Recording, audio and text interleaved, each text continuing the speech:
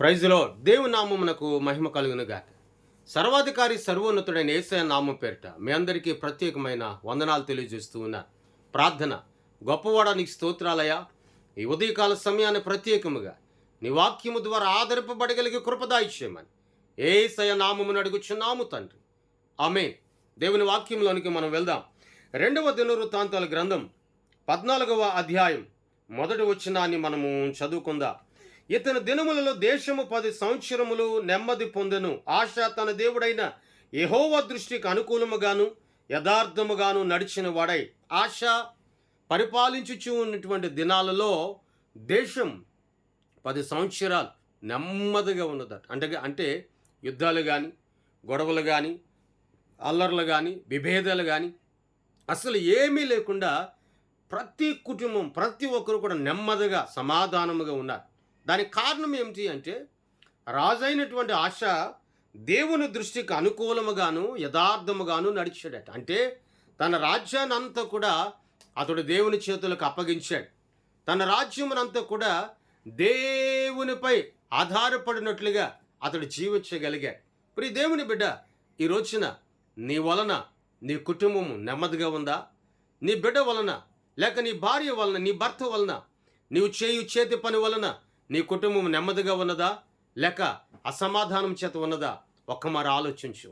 కొద్దిమంది వల్ల, లేకపోతే కొంతమంది ప్రవర్తన వల్ల కుటుంబాలు సరిగా ఉండవు, నెమ్మది ఉండదు, సమాధానం ఉండదు, విభేదాలు, ఒకరికి పడకపోవడం, వ్యాపారంలో సరైనటువంటి వృద్ధి అనేది లేకపోవడం, వ్యాపారం సరిగా దీవించబడకపోవడం. దానికి కారణం ఏమిటంటే వారు దేవుని దృష్టికి అనుకూలముగా యథార్థముగా నడుచుకొనడం లేదు. రాజైనటువంటి ఆశ యథార్థముగా అనుకూలముగా నడుచుకున్నాడు గనుక దేశాన్ని అంతటిని కూడా దేవుడు నెమ్మదిపరిచాడు, నెమ్మదిని కలుగు చేశాడు. మరి ఈ రోజున నీ ఇంటిలో ఆ నెమ్మదికి చోటుందా? నిన్ను బట్టే నీ ఇల్లు నెమ్మదిగా ఉంటుంది, గమనించు. నిన్ను బట్టే నీ ఇల్లు ఆస్వాదించబడుతుంది, గమనించు. నిన్ను బట్టే నీ ఇల్లు వృద్ధి నొందుతుంది, గమనించు. నిన్ను బట్టే నీ ఇల్లు ఆశీర్వదించబడుతుంది, హెచ్చింపబడుతుంది. నిన్ను బట్టే నీ కుటుంబం బలపరచబడుతుంది.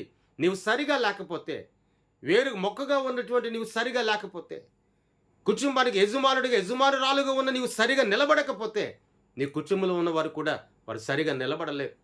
ఒకసారి నువ్వు ఆలోచించు, నీ జీవితం ఎలాగుంది? ఆనాడు ఆశాను బట్టి దేశం అంతా కూడా నెమ్మది ఉంటే, ఈరోజు నీ ఇంటికి నీవు రాజు అయితే, నీ ఇంటికి నీవు యజమానుడు అయితే, నిన్ను బట్టి నీ ఇల్లంతా కూడా నెమ్మదిగా ఉండాలి. ఆ నెమ్మది కేవలం దేవుని నామము ద్వారా మాత్రమే పొందుకొనగలవు. ఎలాగునా? నువ్వు యథార్థముగా నడవాలి, అనుకూలంగా నడవాలి. మనుషుడి మాటకు, మనుషుని యొక్క ఆలోచనలకు అనుకూలంగా ఏ రీతిగా నడిపించబడుతున్నావో, మనుషుడి కంటే గొప్పవాడు సర్వాధికారి అయిన యేసయ్య.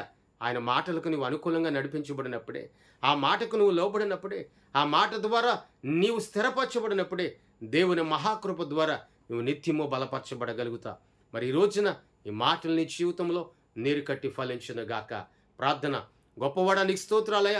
త్రియేక దేవా నీకు వందన. దినమందు ప్రత్యేకముగా నేను స్తుతించి నీ నామాన్ని ఘనపరిచే కృప మాకు దయచేస్తున్నందుకు స్తోత్రాలు. రాజైనటువంటి ఆశా దినాలలో దేశమంతా 10 సంవత్సరాలు నెమ్మదితో ఉన్నదయ్యా. ఇదిగో నన్ను బట్టి, మా కుటుంబం అయ్యా, మమ్మలను బట్టి మా వ్యాపారం నెమ్మదిగా ఉంచబడుటకు సహాయం ఇచ్చే. మేము నీ దృష్టికి అనుకూలముగా యథార్థముగా నడిచే వ్యక్తులముగా మేము స్థిరపరచబడుటకు సహాయం చే. తోడై ఉండండి. యేసయ్య నామమున అడిగి వేడుకొనుచున్నాము తండ్రి. ఆమేన్. దేవుని సన్నిధి మీ అందరికీ సదాకాలం తోడై ఉండి నడిపించును గాక. ఆమేన్, ఆమేన్, ఆమేన్. మీ అందరికీ వందనాలు తెలియజేస్తున్నాను.